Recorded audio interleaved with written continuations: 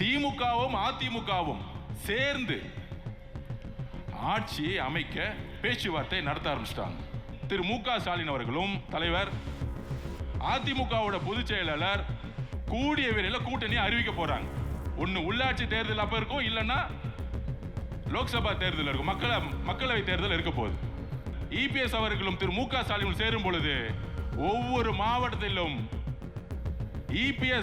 திரு EPS அவருடைய அதிமுக வேலை செய்யறதுக்கு ஒரு நிர்வாகி இருக்க மாட்டாங்க, ஒரே ஒரு நிர்வாகி இருக்க மாட்டாங்க.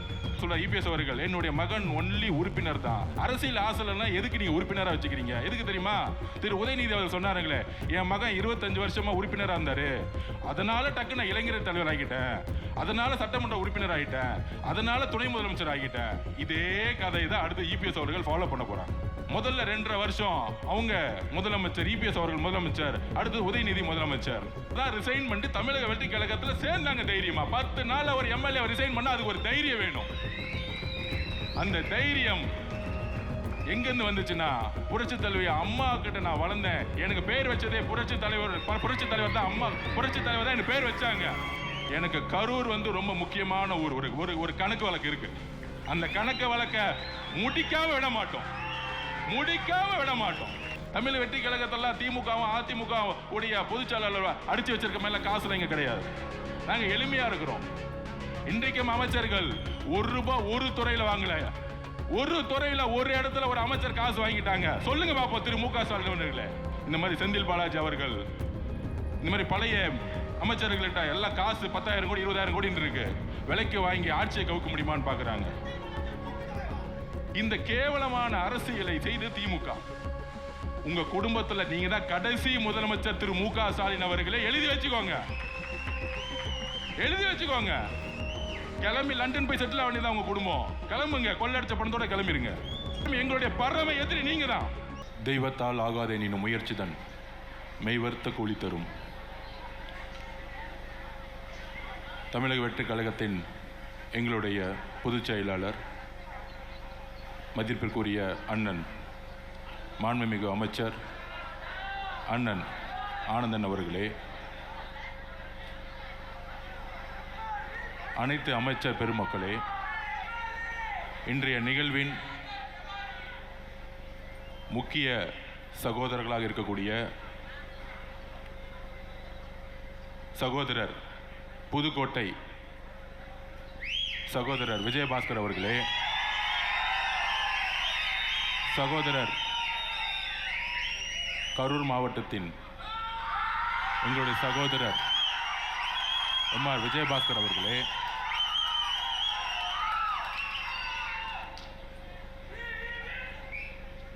திரு ஆனந்தன் முன்னாள் அமைச்சர் அவர்களே, திருமதி வளர்மதி முன்னாள் அமைச்சர் அவர்களே, முன்னாள் சட்டமன்ற அதிமுக கழகத்தின் முன்னாள் சட்டமன்ற உறுப்பினர்கள், ஒன்றியம் கிளைக்கழகம் முன்னாள் எம்பிக்கள், மாவட்ட செயலாளர்கள் எல்லோருக்கும் என்னுடைய வணக்கத்தை தெரிவித்து, இங்கே இருக்கக்கூடிய இளைஞர்கள்லாம் பார்க்கும்போது இந்த ஜல்லிக்கட்டில் புதுக்கோட்டையில் ஜல்லிக்கட்டு நடிக்கும்போது எப்படி இருப்பாங்களோ அந்த மாதிரி ஒரு இளைஞர் பட்டாளத்துடன் மீட்டிங் 11 மணிக்குன்னா காலையில் 6 மணிலேருந்தே ஒரு எதிர்காலத்திற்காகவும் தமிழக வெற்றி கழகத்தில் ஒரு இணைப்பிற்காகவும், முக்கியமாக எங்களுடைய அண்ணன் தமிழகத்தின் மக்கள் தலைவர் முதலமைச்சர் எங்களுடைய அண்ணன் திரு சி ஜோசப் விஜய் அவர்களுடைய தலைமையில் இணைய வந்திருக்கக்கூடிய அனைத்து தொண்டர்களுக்கும் எங்களுடைய வணக்கம். இந்த இணைப்பு எதற்காக? 2 விஜயபாஸ்கர் அவர்கள் தமிழ்நாடு அரசியல் 2026க்கு முன்பு, 2026க்கு பின்பு, 1967 தேர்தலுக்கு முன்பு, தேர்தலுக்கு பின்பு, 1977 தேர்தலுக்கு பின்பு, தேர்தலுக்கு முன்பு, தேர்தலுக்கு பின்பு, அப்படியான அரசியல் சூழ்நிலை 50 வருடங்கள் கழித்து 2026 இப்போ சொன்னாங்களே இங்கே வந்திருக்கக்கூடிய விஜயபாஸ்கர் ஸ்கொயர்னு சொன்னாங்க. ஆனால் தமிழ்நாட்டில் தேர்தலுக்கு பின்பு விஜய்ங்கிற ஒரு முழக்கம் தமிழ்நாடு முழுவதும் மட்டுமல்ல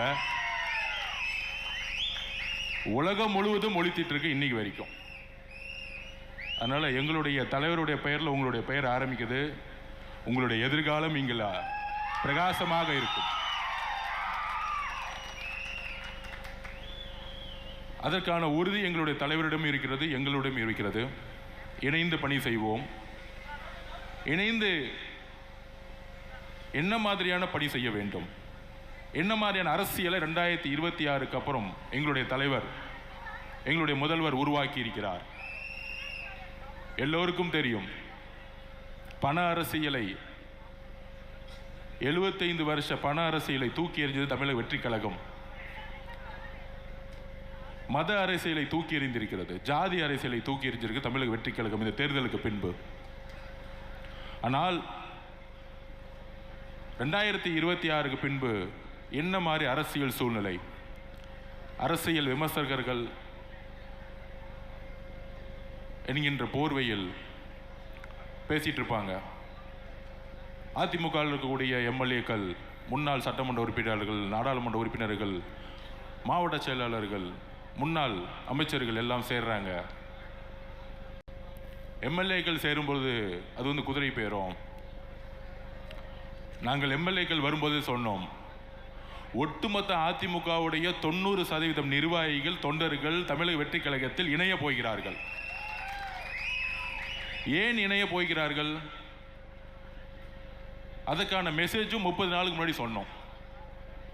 2026 தேர்தலுக்கு பின்பு தமிழக வெற்றி கழகம் 108 தொகுதி நிற்கும் பொழுது, நேற்று கூட்டணி கட்சியோடைய மீட்டிங்லாம் நடந்துட்டு இருந்துச்சு. அப்போ அங்கே வந்த அனைத்து தலைவர்களும், காங்கிரஸோட தலைவர்கள், நேற்று காலையில் வந்த கம்யூனிஸ்ட் தோழர்கள், மதிமுகவோட தலைவர், விசிகேவுடைய தலைவர், இந்திய கம்யூனிஸ்ட் ஐஎம்ஓட தலைவர்கள் சொன்ன ஒரு வார்த்தை, நீங்கள் ஆட்சி அமைக்கிறதுக்கு என்ன நிலைப்பாடுனா எடுப்பீங்கன்னு நினச்சோம்.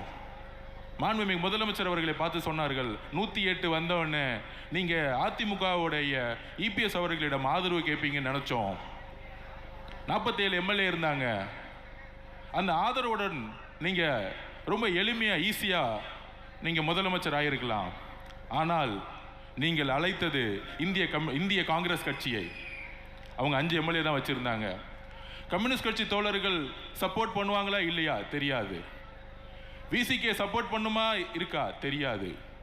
60 வருஷம் உறவு இருக்கக்கூடிய ஐஎம்எல் சப்போர்ட் பண்ணுமா இருக்குமா தெரியாது. ஆனால் நீங்கள் காங்கிரஸை அழைத்த பொழுது நாங்கள் நம்பினோம், நீங்கள் மதசார்பற்ற கொள்கையிலும் சமூக நீதி கொள்கையிலும் உறுதியாக இருக்கிறது என்பதை நாங்கள் நம்பினோங்கிறது எல்லா தலைவர்களும் சொன்னார்கள். அப்ப எங்களுடைய தலைவர், தமிழக வெற்றி கழகம் எம்எல்ஏக்கள் தேவைப்பட்டாலும் காங்கிரஸோடைய 5 எம்எல்ஏக்களுடன், கம்யூனிஸ்ட் தோழர்களுடன், விசிகே தோழர்களுடன், ஐஎம்எல் தோழர்களுடன் ஆட்சி அமைக்கிறதுக்கு கடைசி நாள் வரைக்கும் போராடினோம்.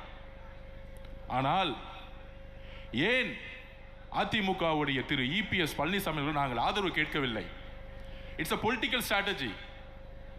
என்ன பொலிட்டிக்கல் ஸ்ட்ராட்டஜி அது? தேர்தலுடைய ரிசல்ட் வந்துட்டு இருக்க நேரத்தில் ஒரு 7-8 மணிக்கெல்லாம் தகவல் 108 110 நிற்கிறோம். சரியாக நைட்டு 10 மணிலிருந்து திரு மு.க. ஸ்டாலின் அவர்களும் திரு உதயநிதி அவர்களும் அதிமுகவுடைய இபிஎஸ் பழனிசாமி அவர்களும் அவருடைய மகன் மிதுன் அவர்களும் பாஷ்யம் கன்ஸ்ட்ரக்ஷன் கம்பெனியுடைய ஓனர் அவர்களும்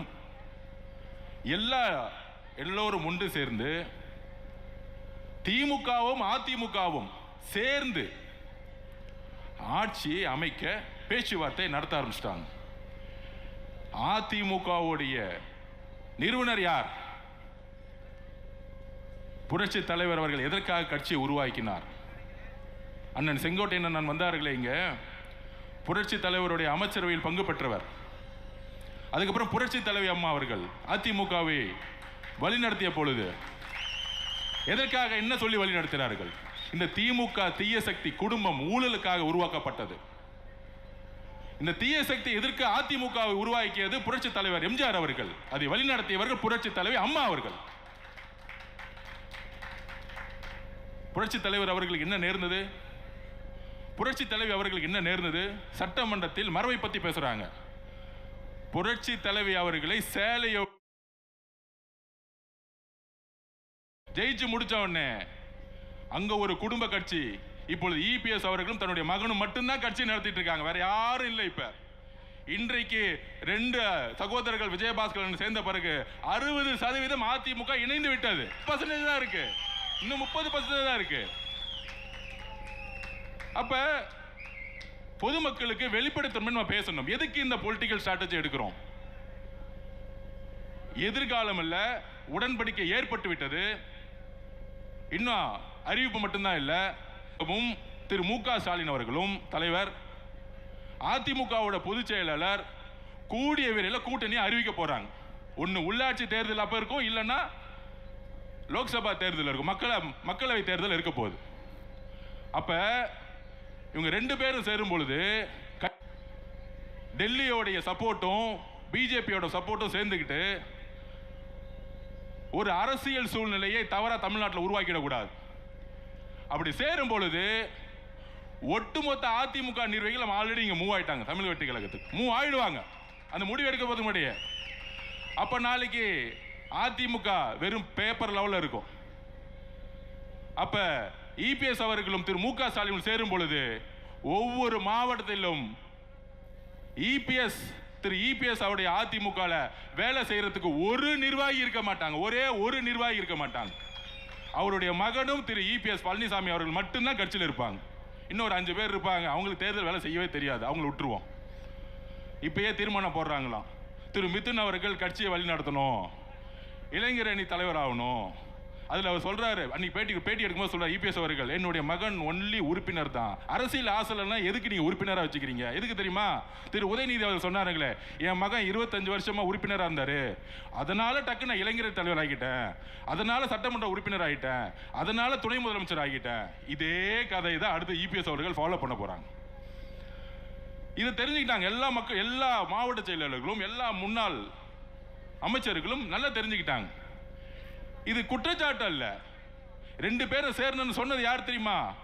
மார்க்சிஸ்ட் கம்யூனிஸ்டோடைய அகில இந்திய தலைவர் திரு பேபி அவர்கள் சொன்னார், நாங்கள் ஏன் தமிழக வெற்றி கழகத்திற்கு ஆதரவு கொடுக்கிறோம்னா அதிமுகவும் திமுகவும் பிஜேபியும் சேர்ந்து ஆட்சி அமைக்க போது, அதனால நாங்கள் எதுக்குறோம்னு சொன்னார். திரு சண்முகம் அவர்கள் மார்க்சிஸ்ட் கம்யூனிஸ்டோடைய தலைவர் தமிழ்நாட்டில் அவர் சொன்னார், திமுகவும் அதிமுகவும் பிஜேபியும் சேர்ந்து ஒரு புடலங்கா கூட்டணி உருவாக்குவீங்க, அதுக்கு நாங்கள் சப்போர்ட் பண்ணுவோமா? இது சொன்னது யாரு? தமிழ் வெற்றி கழகமா? இல்லை, 10 வருஷமா திமுக கூட்டணியில் இருந்த கம்யூனிஸ்ட் தோழர்கள். ஐஎம்எல் தலைவர் சொல்றாரு, என்ன கூப்பிட்டாங்க, அதிமுகவும் திமுகவும் சேர்ந்து ஆட்சி அமைக்கிறதுக்கு என் சப்போர்ட் கொடுக்க சொன்னாங்க. முதல்ல 2.5 வருஷம் அவங்க முதலமைச்சர் இபிஎஸ் அவர்கள் முதலமைச்சர், அடுத்து உதயநிதி முதலமைச்சர். என்ன ஒரு சூழ்ச்சி, எவ்வளவு பெரிய அநியாயம்! இதை எதிர்க்கிறதுக்கு ஒட்டுமொத்த அதிமுக தொண்டர்களும் குரல் கொடுத்தாங்க. ஒட்டுமொத்த அதிமுக 47 எம்எல்ஏ 20 எம்எல்ஏ 25 எம்எல்ஏ அப்பயே குரல் கொடுத்தாங்க, திமுக சேரக்கூடாது. சொன்னது கம்யூனிஸ்ட் மட்டும் கிடையாது, சொன்னது ஐஎம்எல் மட்டும் கிடையாது, உண்மையான மக்கள் தலைவருடைய விசுவாசிகளா இருக்கக்கூடிய அண்ணன் விஜயபாஸ்கர் அவர்களும் கரூர் விஜயபாஸ்கர் அவர்களும் அண்ணன் சி.வி. சண்முகம் அண்ணன் அவர்களும் எல்லோரும் இணைந்து திமுகவுடன் சேரக்கூடாதுன்னு சொன்னாங்க. ஆனால் அவங்களை பதவி விட்டு நீக்கிறதுக்கு எப்படி அண்ணன் செங்கோட்டை அண்ணன் பதவிக்கு நீக்கணும்னு நினைச்சாரோ, கடைசியில் அவங்க 2 பேரும் அப்பாவும் மகனும் மட்டும்தான் இருக்க போறாங்க. இங்க ஒரு அப்பா மகன், அங்க ஒரு அப்பா மகன், 2 பேர் 4 பேர் முடிச்சிடலாம். தலைவர் சொன்ன மாதிரி சட்டமன்றத்தில் 4 பேர் முடிஞ்சிருவாங்க. அப்ப இயற்கையாகவே குரல் கொடுத்தது உள்ளே இருந்துட்டு அதிமுக குரல் கொடுத்தது ஒரு 20-25 எம்எல்ஏ. அக்கா வந்திருக்காங்களே மதுராந்தகத்தோட எம்எல்ஏ ஒரு 4 பேர் ரிசைட் பண்ணாங்க, எல்லாரும் சேர்ந்து குரல் கொடுத்தாங்க. அந்த குரல் கொடுத்ததுடைய வெளிப்பாடு அப்பையும் அதிமுக பொதுச்சாளருடைய காதுல உழுவல. அதனாலதான் ரிசைன் பண்ணி தமிழக வெற்றி கழகத்தில் சேர்ந்தாங்க தைரியமா. 10 நாள் அவர் எம்எல்ஏ ரிசைன் பண்ண அதுக்கு ஒரு தைரியம் வேணும். அந்த தைரியம் எங்கேருந்து வந்துச்சுன்னா புரட்சி தலைவி அம்மா கிட்ட நான் வளர்ந்தேன். எனக்கு பேர் வச்சதே புரட்சி தலைவர் தான். அம்மா புரட்சி தலைவர் தான் எனக்கு பேர் வச்சாங்க. மதுராங்கத்தோட எம்எல்ஏ நம்ம சகோதரி சொன்னாங்களே, புரட்சி தலைவர் தான் எனக்கு பேர் வச்சாங்க. எப்படி நான் திமுகவோட சேரும் போது நான் எப்படி அந்த கட்சியில் இருப்பேன்? தைரியமா கையை ரிசைன் பண்ணிட்டு வந்தாங்க. ஆனா